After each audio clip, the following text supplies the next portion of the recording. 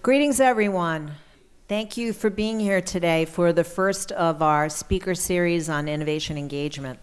For those of you that are streaming in, I want to thank you and let you know that we're available. You can text us questions if you want, and we'll try and get them to our guest speaker. It's really thrilling for me to have Steve Alschuler here. We have a long history that goes way, way back with lots of war stories. But most importantly, he's been a very significant figure in the growth and development of healthcare and biotechnology, as evidenced in Sparc, which is what he'll talk to you about today. Steve's a pediatrician who started at Children's Hospital. One of his terrific accomplishments was building out Children First. Was that what? Kids First? Children's First. Kids First. So, and that became a fairly extensive network, outpatient network, that really changed the configuration of CHOP and availability of services in a whole bunch of places where there were kids that needed care. And he was also a very proficient fundraiser. He did pretty amazing stuff at CHOP. He can tell you about some of those things if there's time. But I think probably his proudest accomplishment is what he's going to talk about today. I think it's important to note that while Philadelphia has a great depth to the bench in terms of healthcare, and in terms of researchers who can add value, figuring out how to reposition that value into something that starts to look like growth and development in life sciences, that generates companies and licensing opportunities, that's a big lift. And when Steve was putting this project together, it was not really thought of as something that was terribly viable. I mean, he worked very hard, very assiduously, and very quietly to launch this. And I think while we are all in amazement at the growth and development of the Sparc that we are now familiar with, I thought it would be useful for all of the aspiring students and faculty and researchers who live in hope that they also can, figure out a way to connect on this growth and development train in basic sciences and convert them to value. This is an important story to know. So with all that, I just want to say how very lucky we are to have Steve Alschuler, Dr. Alschuler, here today to talk to all of us about the amazing career trajectory that he's had at CHOP, at Sparc, and now as Managing Director of Healthcare Ventures for Capital Partners. So he's out there making it happen still, just in different ways. So with that, I ask you to please welcome Dr. Stephen Alschuler.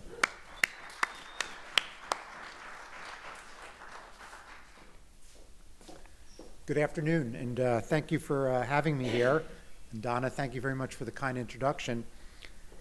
So as Donna mentioned, I'll try to give you a perspective on the Sparc story, how it started and how it ended up about 3 weeks ago being sold to Roche Therapeutics.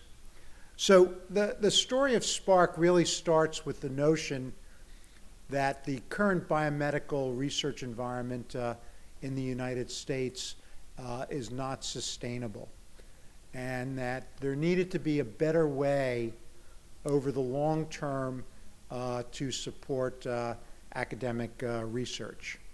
And I started here with a quote from Abe Lincoln: "The dogmas of the quiet past are inadequate to the stormy presence. The occasion is piled high with difficulty, and we must arise with the occasion. As our case is new, so we must think anew and act anew. We must disenthrall ourselves, and we shall save the company." And the Sparc story is really about thinking in a very new way of how to develop resources, how to diversify research revenue for an academic institution. That was the primary motive. Obviously, there have been a lot of other I would say corollaries that have developed as a result of Sparc. impact on the whole field of cell and molecular therapy, certainly the biotech community in Philadelphia, but this was really the primary motive. So if you look at the life cycle of academic medicine, what's very clear right now is, you start at the top, clinical margins, the money generated from patient care, has become a very important source of supporting the academic mission. So that institutions that have generally had very strong clinical programs have been able to plow that money back into research. Certainly since the mid-2000s, the clinical delivery system has been under a lot of stress. You know, we've talked about over many years moving to value-based care. You know, if you look at the campaign even today, people are talking about how are they going to rein in the cost of healthcare. That all puts especially academic institutions at risk for the loss of the clinical income. The other thing that's very important to note is that there are, in a place like Jefferson or at a place like CHOP, at a place like Penn, it's actually a very small number of patients that generate the margins that drive academic institutions. It's less than about 10% of the patient where most of the margin is made. And you can see that on the chart here. It tends to be those patients that are within, you know, very specialized quaternary type programs, transplant, cancer, very complex cardiovascular disease. The vast majority of patients that we care for, the net income generated is actually very small. So academic institutions, for their financial stability, are generally limited to a very small number of patients. So, excuse me. In 2014, you can just get that for me. In 2014, this became pretty well recognized. And you can see here, this is a quote from Bruce Albert, Mark Kirshner, Shirley Tigman, who was the president of Princeton at that time, Harold Varmus, a Nobel Prize winner. The long-held but erroneous assumption of never-ending rapid growth in biomedical sciences has created an unsustainable, hyper-competitive system that is discouraging even the most outstanding prospective students from entering our profession and making it difficult for seasoned investigators to produce their best work. This is a recipe for long-term decline, and the problems cannot be solved by simplistic approaches. Instead, it is time to confront the dangers at hand and rethink some of the fundamental features of the U.S. biomedical research system. So that was very telling from leaders of the biomedical research community. And I think those of you who have been in academic research and have been dependent upon NIH research support know the trials and tribulations of that system. Certainly at most major universities, tenure decisions are made on the basis of actual R01 grants, things like that. So the degree of funding at the governmental level has a major impact on everything that we do. This shows you the trends in biomedical research over the last 20, 25 years. You can see, except for the spike in 2008 related to the Recovery Act, that when President Obama became president, funding has been relatively flat, which with inflation means that there's been a very significant decrease, going back to the notion that academic institutions have to support their own research at an ever-increasing amount.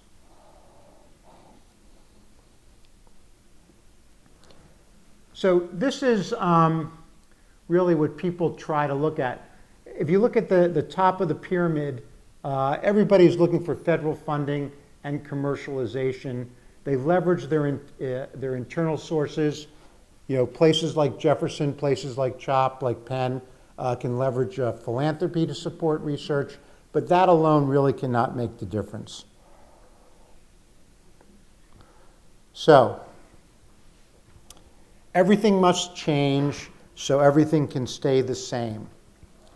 And that's really the notion here. Really have to change the way that we think about funding for academic research so that we can maintain academic research. So this is a quote from a historical novel called The Leopard, a very famous book about the formation of the state of Italy from the city-states. It was a movie in 1963 that actually won the Best Picture Award in Cannes.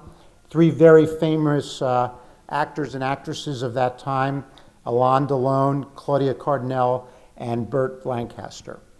So everything must change so everything can stay the same.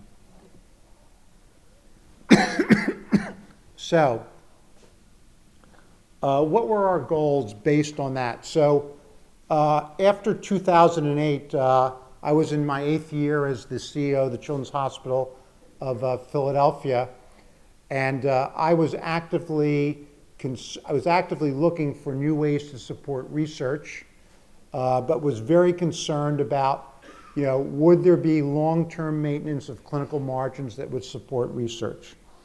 So we actively started a process, consciously started a process to develop our first for-profit enterprise involving research. And so, as I mentioned, it was to diversify future revenue sources for CHOP, establish a new model for commercializing CHOP research and partnering with industry and investors, demonstrating that CHOP can rapidly incubate an idea and aggregate technology from inside and outside the hospital to launch a company, creating a model for and a culture of scientific entrepreneurship, particularly among physician scientists, and that demonstrating that financing a new venture based on CHOP technology creates leverage, allowing the hospital to keep a larger share of the value. So traditionally, when a hospital, when an academic institution wants to commercialize some technology, some intellectual property, they will license it out. Typically, there's a royalty stream. The return to the institution tends to be pennies on the dollar. So this was an attempt to really change the paradigm of what the value of commercializing an asset would be for the institution. So we went through a very formal process.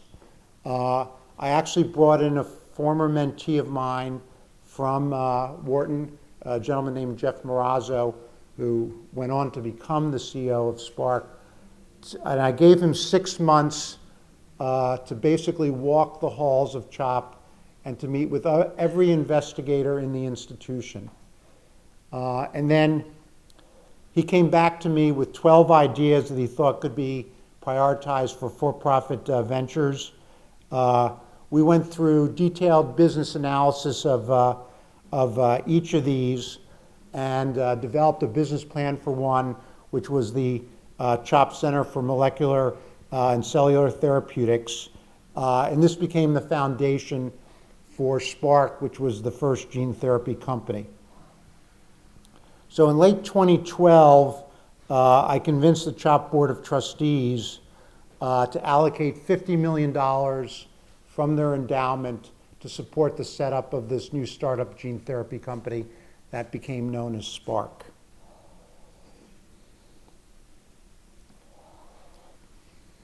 So at the time of Sparc formations, gene therapy assets were significantly undervalued. You may recall in 1999, there was a gene therapy trial being conducted at the University of Pennsylvania by a leading gene therapy investigator, Jim Wilson. And he had devised an AAV-mediated gene therapy for an inherited metabolic disease. One of the patients, Jesse Gelsinger, who received the therapy a few days after the infusion, became very, very sick, basically went into full-scale failure of all his organs, probably had a massive cytokine release reaction, and died. Obviously, many things happened as a result of that, but most notably is that basically gene therapy died as a viable therapeutic option. The investors completely died out. Any company involved in developing vectors, the constructs for gene therapies basically went under. So this was a very difficult time to actually start the company, but it was also a good time because it was a very contrarian approach to what everybody was thinking. The other part of this was that if we were going to start the company, we really needed the commitment of both our scientific leaders as well as business people that we were going to recruit in. The scientific founder of Spark Therapeutics is Dr. Catherine Hai, who at the time was a Howard Hughes investigator, one of the early clinical investigators funded by the Howard Hughes Foundation. And I think one of the most remarkable parts that I've actually gotten a lot of grief about over the years is I actually convinced her to give up her Howard Hughes professorship and join the company. That was almost unheard of. But in talking with her, it became very clear that her primary motivation in life, professionally, was to see gene therapy become a viable therapy for disease. And she recognized over a series of discussions that we had, the only way that that was going to happen is that she had to commit full-time to this new venture. And that's what ultimately convinced her to drop this Howard Hughes investigatorship, which I said, is essentially unheard of, to really start the company.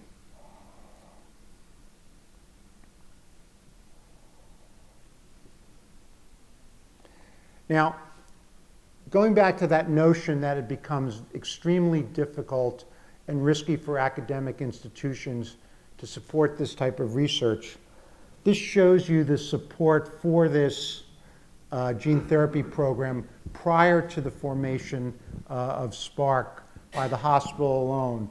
And you can see that between 2005 and 2013, when we started to get outside investors, was very significant funding commitments, well over $50 million.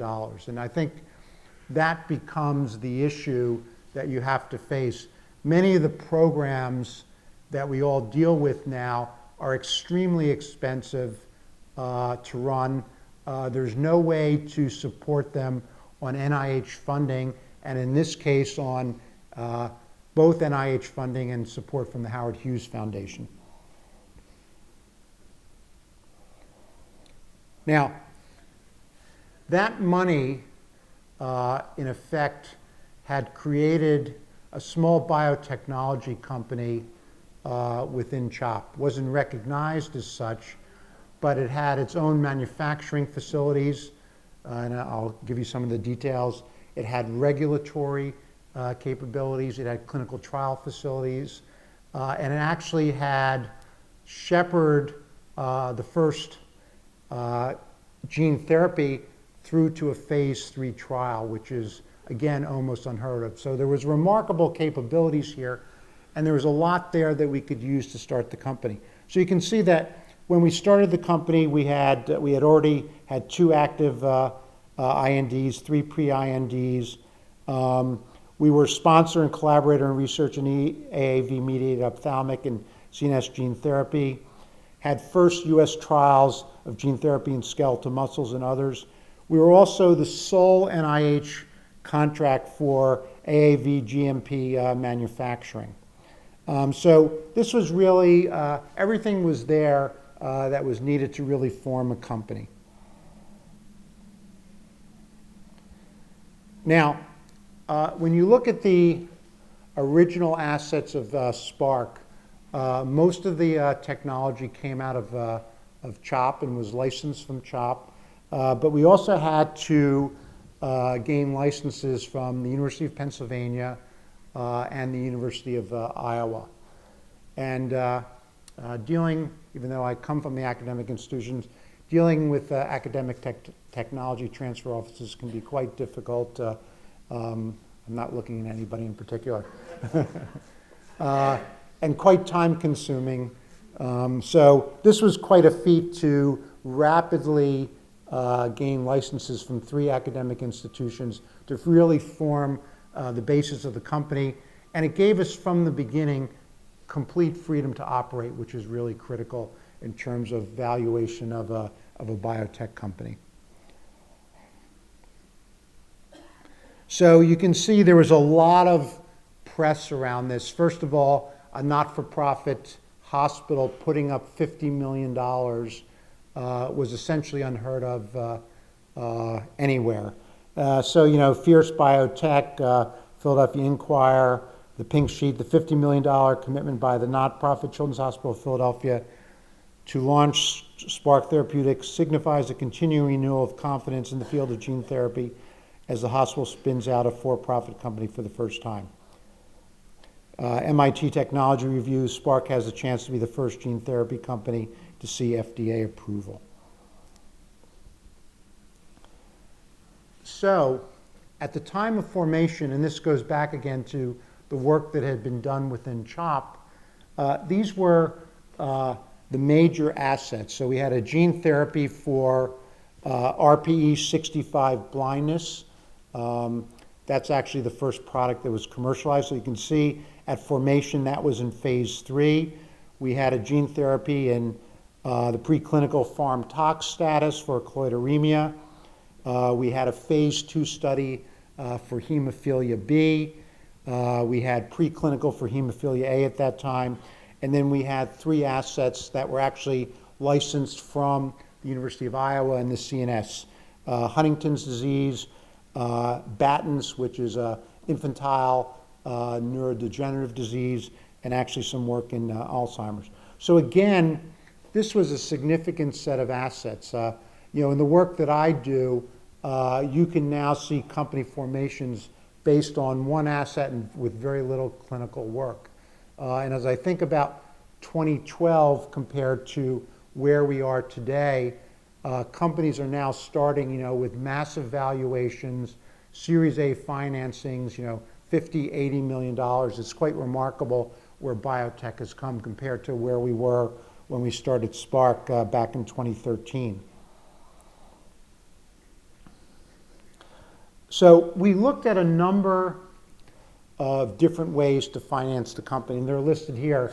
But I just call your attention to the first to the course that we actually took, which is outlined here in red. So the CHOP investment actually turned out in total, and I'll go through this, to be $32.2 million, although they had authorized $50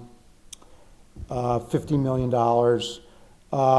And that we felt gave CHOP the best valuation, the best cash balance to ensure that we could continue working on the company. And you can see we considered private equity. We considered just giving away this initial asset to a company. We were actually approached by a number of the large biopharmas. But so we elected that CHOP would initially fund the company. So the Series A that CHOP provided was $10 million of that initial 50. The other thing that was critically important from the beginning, because of this contrarian view, you know, gene therapy was basically out, was creating an independent board of directors that could give the company credibility, both within the academic institutions, but also on the street. So the board asked me to chair the company, which I did and continued throughout its existence. One of the first people I was able to recruit is a gentleman named Elliot Siegel, who's a partner at NEA, which is a large venture firm. But he was the former executive vice president and chief scientific officer and president of R&D at Bristol Myers Squibb. Was able to recruit Vincent Milano, who you may know, who was president and CEO of Vira Pharma, which was a very successful Philadelphia company that went on to sell to Shire, and then two individuals from our Series B lead. So this is a Forbes article on gene therapy in March 2014. I just read it to you. Elliot Siegel earned a reputation at Bristol Myers Squibb as one of the drug industry's best research chiefs. His bets on risky technology like cancer immunotherapy and new types of diabetes drugs helped Bristol turn from a laggard into a growth stock. But there was one technology he wouldn't touch, gene therapy, which tries to use engineered viruses to defeat disease at the DNA level. I was burned on it myself 20 years ago, he says. When they told me gene therapy was back, I couldn't believe it. So what's Siegel doing now?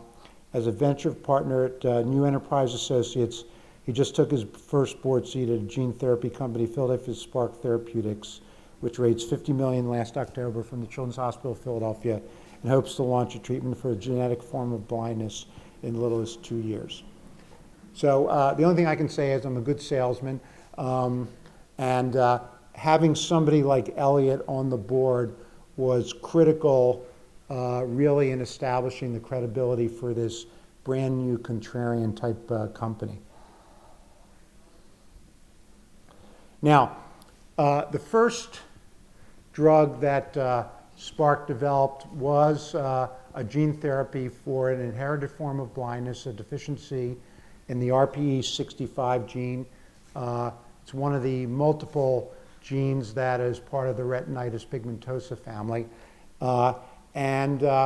This was, I have to say, one of the reasons that we were successful in bringing investors back to the field. What I'm going to show you is one of the first patients who received the gene therapy as part of the phase 3 trial. This is a young man, 8 years of age, who you will see was totally blind beforehand.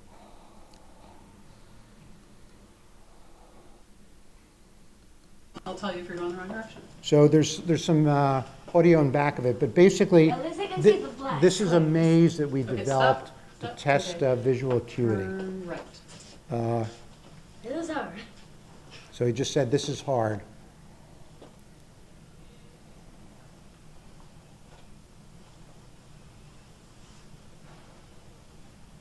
This is hard. We can't make it too easy for you. Just Well, I do the can't best you even can. say anything. Just do the best you can.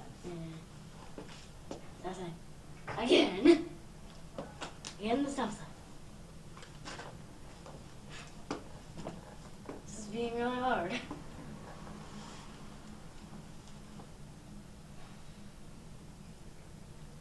So he's in a course that has a series of arrows that takes him around to make acute right turns, and then eventually has to get to that door and open it and close it. He's completely unable to do this task. In the background is Dr. Jean Bennett, who's one of the ophthalmologists who's responsible for this gene therapy.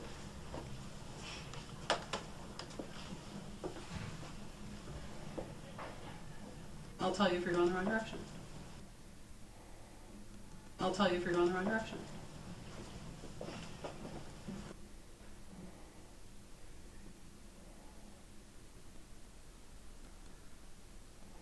Okay, so now this is the same child after receiving a bilateral injection of the gene therapy for this RPE65 deficiency.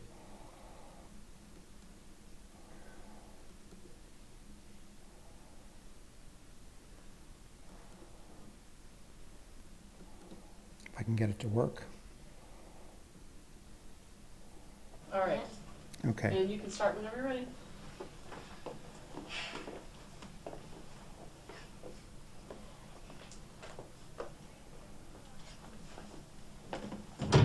Going over a barrier.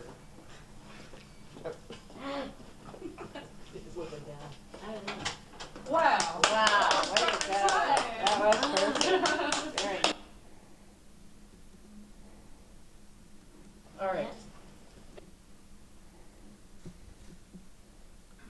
can start whenever.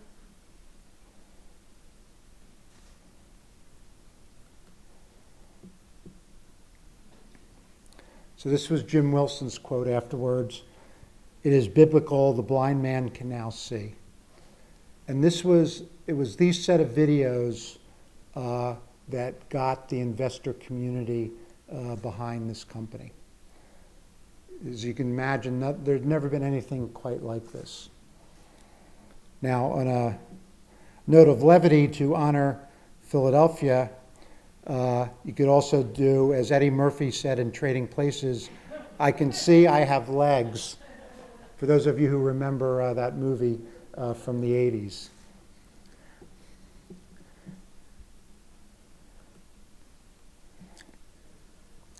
So this is the funding history of Sparc from the Series A. And you can see the Series A financing of $10 million by CHOP in 2013. So 50 was allocated. The board allowed $10 million to be used initially. A few months later, because of continued results with our phase 3 trial, we were able to get CHOP to put in another $22.5 million, and then raise $50 million from an external syndicate. And those were the investor syndicate. Sofianova Ventures were the lead, Baker Brothers, Brookside, Deerfield, T. Rowe Price. The only reason I mention them is that they are really considered to be the A-plus venture investors. And that's very important, again, in terms of credibility, and then for what came afterwards in terms of being able to get the company to become public. So you can see that post that Series B, the company now had a valuation of $150 million, with CHOP having a fully diluted stake of 47%, and we had funding at that time for about a year and a half. Actually, because the market was so good, a few months later, we elected to take the company through an IPO.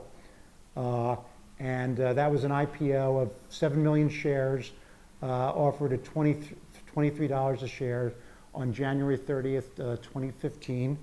The most notable thing about that day is that the other company that went public that day is Shake Shack.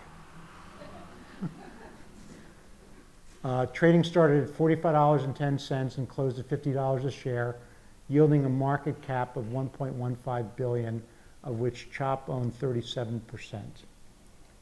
So you can see CHOP made an investment of $32.2 million, and just at the time of the IPO, had an investment value of over $300 million.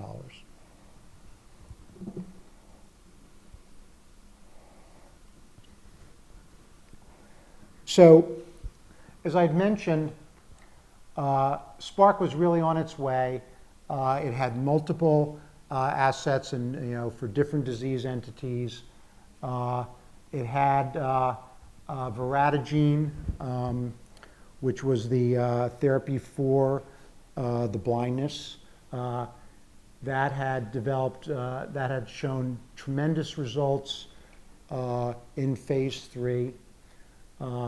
We had an investigational gene therapy for Haemophilia B that also showed great results, and I'll show you that in a minute. And because of that, we were able very early on to develop a licensing agreement with Pfizer, where they supported the entire phase 3 trial, plus gave us royalties. So this was a way to ensure the financial security of the company. And as a result of that, in 2016, the MIT Technology Review rated Sparc number 9 out of 50 companies and the top-ranked biopharmaceutical company for that year.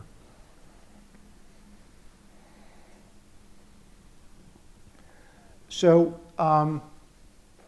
the first therapy, as I mentioned, was in the eye, which turned out to be very fortuitous. First of all, an ultra-rare disease, so the number of patients that one had to prove success in was relatively small. The eye, also importantly, was segregated from the body and was outside the immune system, which, as you'll see, became very important. We're now going to move to a series of conditions that involve systemic administration of viral vectors. And so the potential for side effects, as we saw earlier with the Jim Wilson trial, became more problem. There's also the issue of an immune reaction, so that the sustainability of therapies becomes problematic. And so these were some of the issues that we had to deal with as we were thinking about moving this program into hemophilia. Now, when we did our first trial, which was in hemophilia B, two forms of hemophilia, A and B. A is factor VIII deficiency in the cascade. Hemophilia B is factor IX. The factor IX deficiency is much less common. What this shows you is that after infusion, you can see among these participants, basically bleeding episodes went away completely. It was quite remarkable. It was, really across the board. So you can see no confirmed bleeds since the injection of SBK 901, which was the gene therapy, in these 9 participants, and then a 99% reduction in factor use since giving the infusion. Now, if you look at the standard of care for hemophilia, patients take prophylactic factor and also take factor when they have active bleeding. The average cost per patient of either hemophilia A or hemophilia B is about $450,000 to $500,000 per year. Quite expensive, and I think all of you know early on the comorbidities. Originally HIV, now even hepatitis C is very common. So the fact that you could basically eradicate the disease and change the standard of care, you can think about over the long term what the potential savings is to the healthcare system. I bring this up because there's a lot of talk about the cost of these drugs, and we'll get into this a little bit. But if you can develop a gene therapy that can truly do this, if you look at the savings over time, even a drug that cost $1 million or $2 million has immense savings for the system.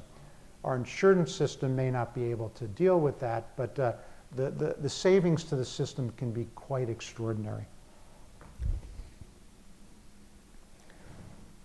So following that, in 2017 and 2018, the first ever FDA and EMA approval for gene therapy for an inherited disease, Luxturna, was approved.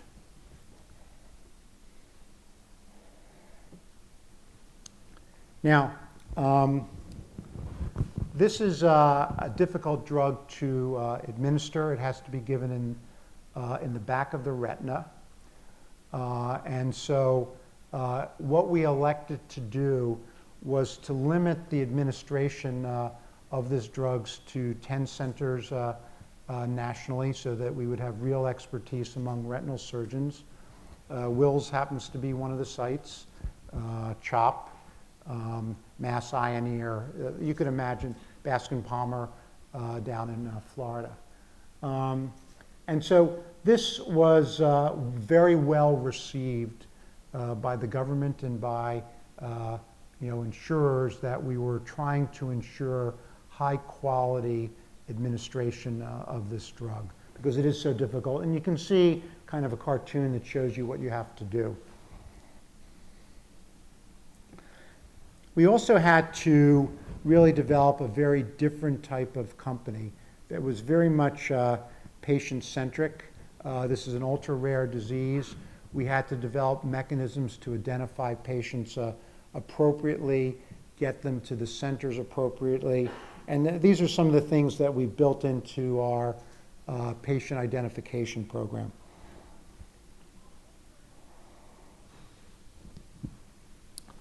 The other thing is, again, we felt this was an extremely expensive therapy.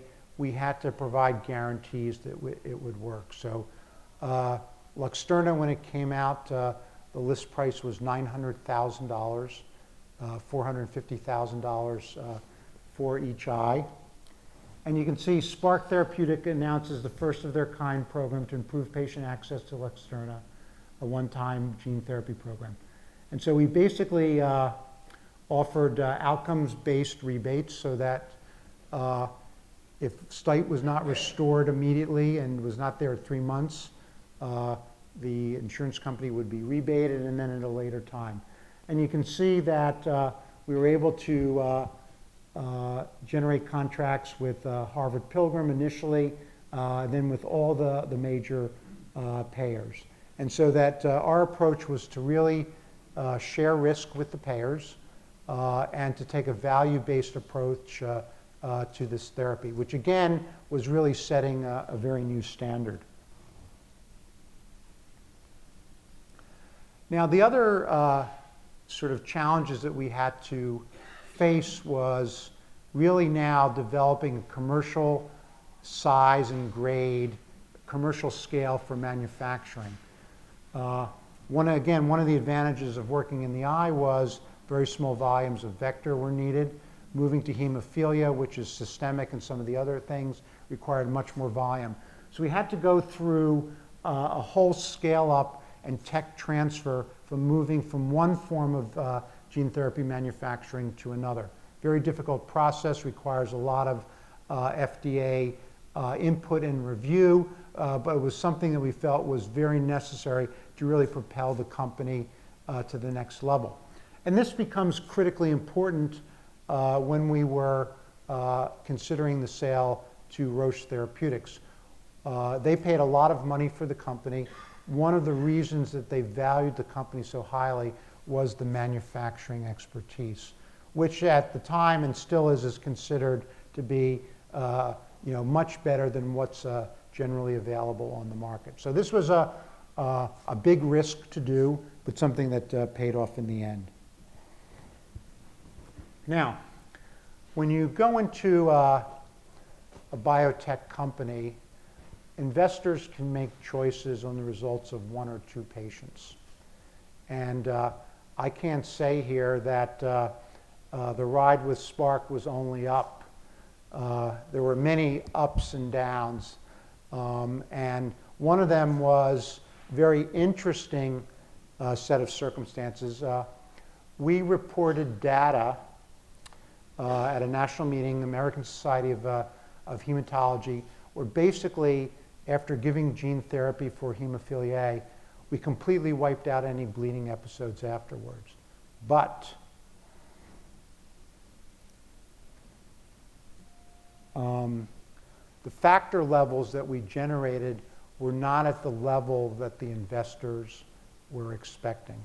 So they were expecting us to generate levels of 20% of normal on a consistent basis.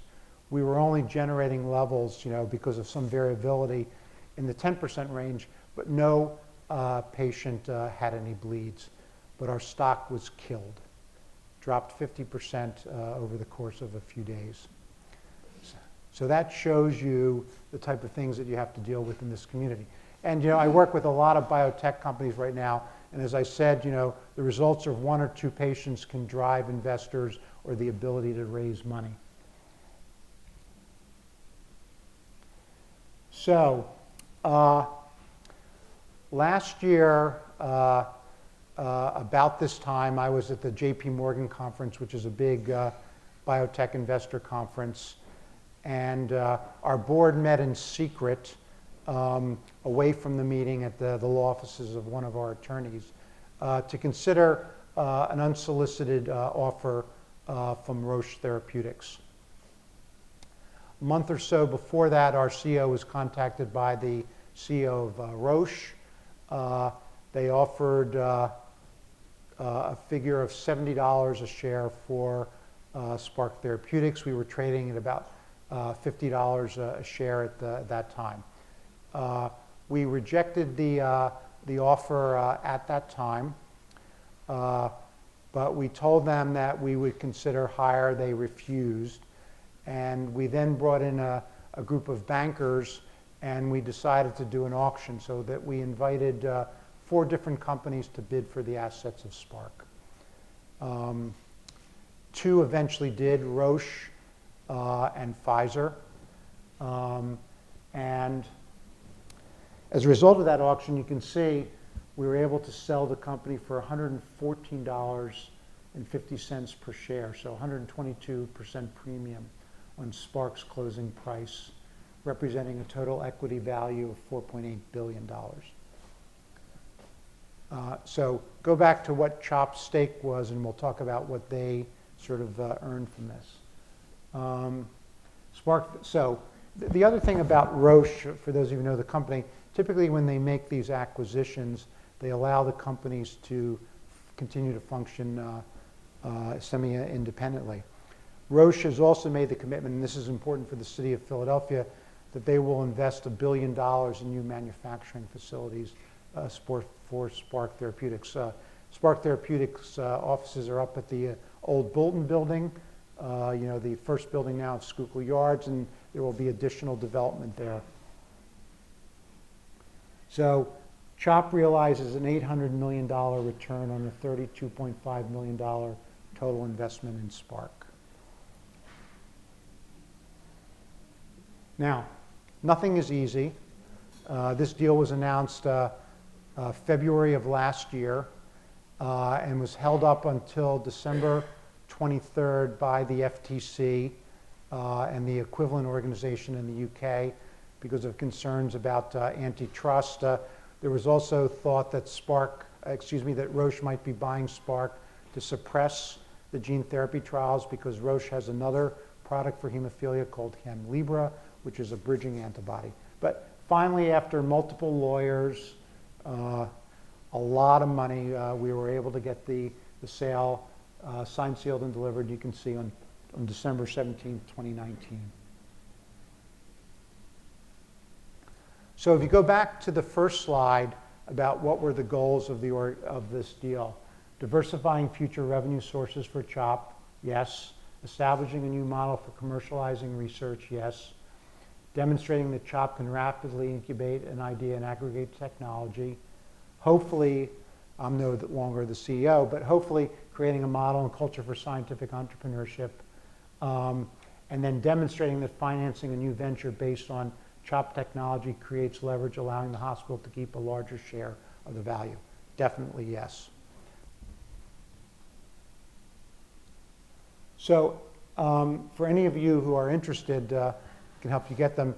Harvard Business School thought this was such an unusual case. There's actually a case study on the whole development of this. There's a lot more detail there, obviously, so that's available if anybody is interested. And then to finalize, this is for Donna. Sometimes the light's all shining on me, other times I can barely see. Lately it occurs to me what a long, strange trip it's been. And this has truly been a long, strange trip. So thank you very much.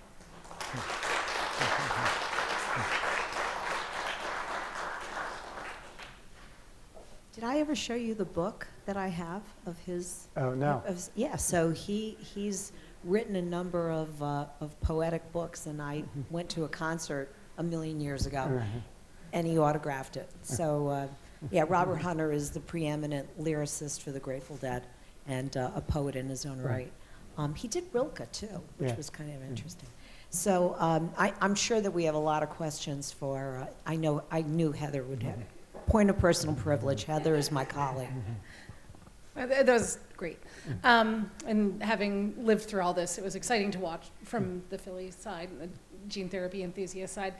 I'm interested in CHOP not diversifying the risk and not spreading out the investment across multiple technologies, and I'm assuming that was a separate discussion as well, or did you, and we're just not talking about those, just making that one singular investment. I realize you brought on a consortium of excellent consultants to select the technology, but was there a talk about splitting it into 2 parcels of 15 or, 3, et cetera? That's a very, very good question. So the concept that I wanted to develop was something like this possible? And let's do it with one first, right? So we spent, that 6 or 9 months really determining what had the most likelihood of success, and then went with that. CHOP has seeded other companies, but really is part of a different program. But the notion of taking a big chunk of money, $50 million, we decided to do with one at that time, and then see if we could really prove this out. It's something actually that CHOP hasn't done again since I left, which was in 2015, because I don't think they have the same. The current CEO just has a completely different kind of focus. But traditionally you would try to spread risk, but this was really a test to see that we could start up a company, take it completely through the IPO, and then to whatever the exit was going to be. You did it all on the right one? Yeah. And it worked. As they say, it's better to be lucky than good, right? I had a sort of a scientific question, which was, you talked about the immune privileged sites, and there's always was this concern about what you would be able to do or not do with gene therapy type technologies. So are we at a place now where this approach is broadly applicable to all kinds of disease areas, like even diabetes? So can you talk about what's possible now?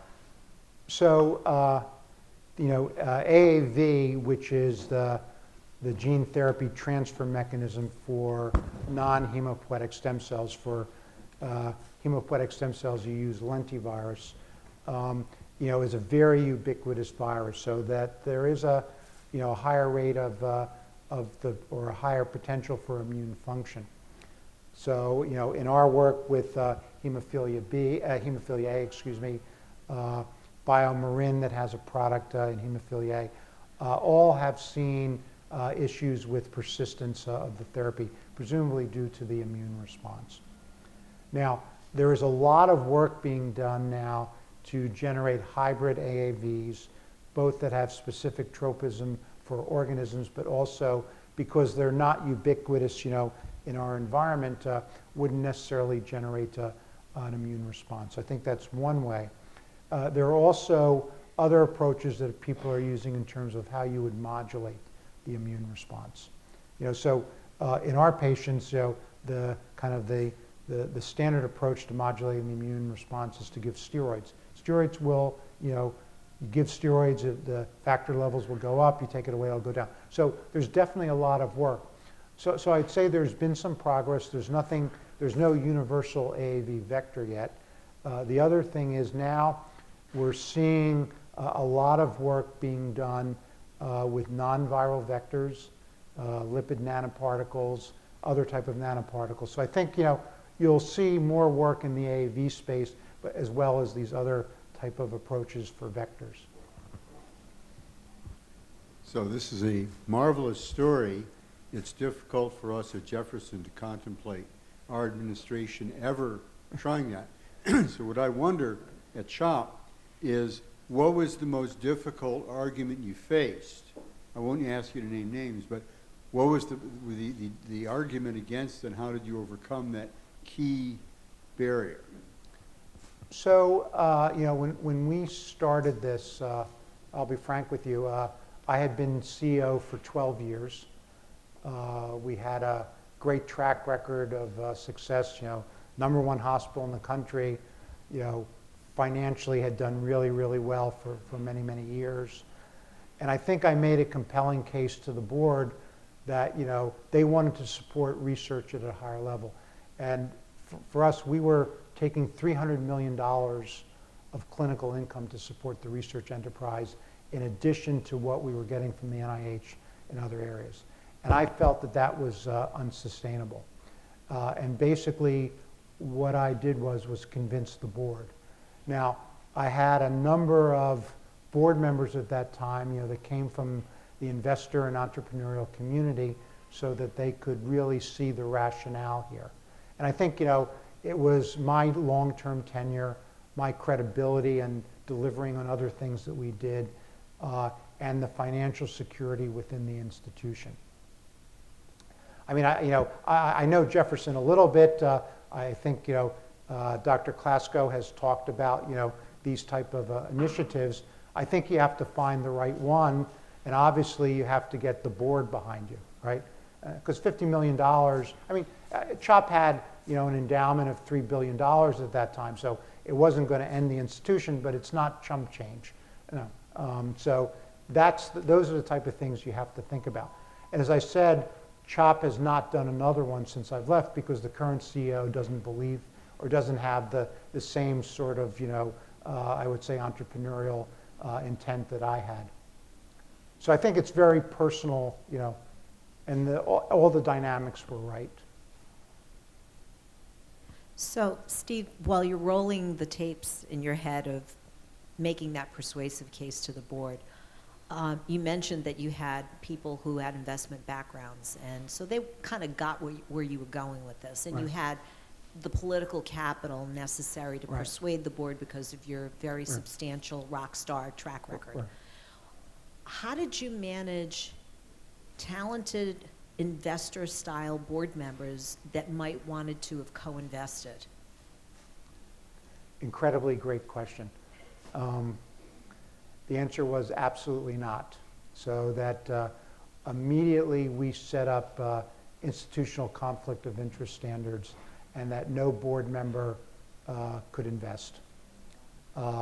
It was actually, even as the board chair, everything that I did for Sparc, I could not benefit personally, had to go back to the hospital. So we were very strict about that, which is very important. You know, if you, most recently, all the controversy at Memorial Sloan Kettering, you know, other institutions where board members have invested. So absolutely no board member could invest. And some people sort of, yeah, I'd like to, but you know, eventually it was not an issue. And presumably when all those other controversies bubbled up, they remembered those conversations, Yes. hopefully. Anybody else? We have time for maybe one more question. If there's nobody else here, well, you're always welcome to ask. From the historic point of view, the UCLA effort in Mediterranean anemia in the 80s that crashed and burned with the Martin Klein affair, is that in any way historically a predecessor to this work? So, you know, there was certainly that work was one of the predecessors, but there were a whole series of, you know, of studies that were beginning to show the viability of the gene therapy approach. So there was UCLA that had done a lot of work.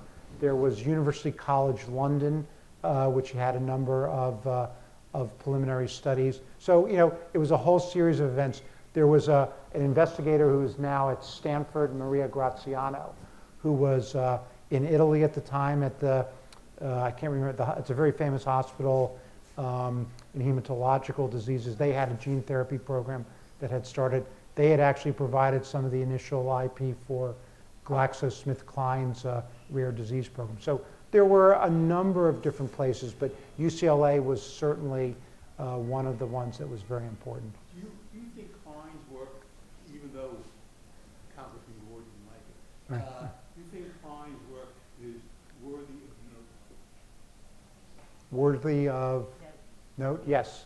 I think it's critically important. I think all these type of studies really form the basis, you know, and gave investigators like Dr. Hai, you know, material that they could start to look at. You know, certainly there's been very fundamental changes since that time, but these works are all critical, important to form kind of the basis of this technology. Yes. You're welcome, sir. Please join me in thanking Dr. Altschuler for being with us. Thank you.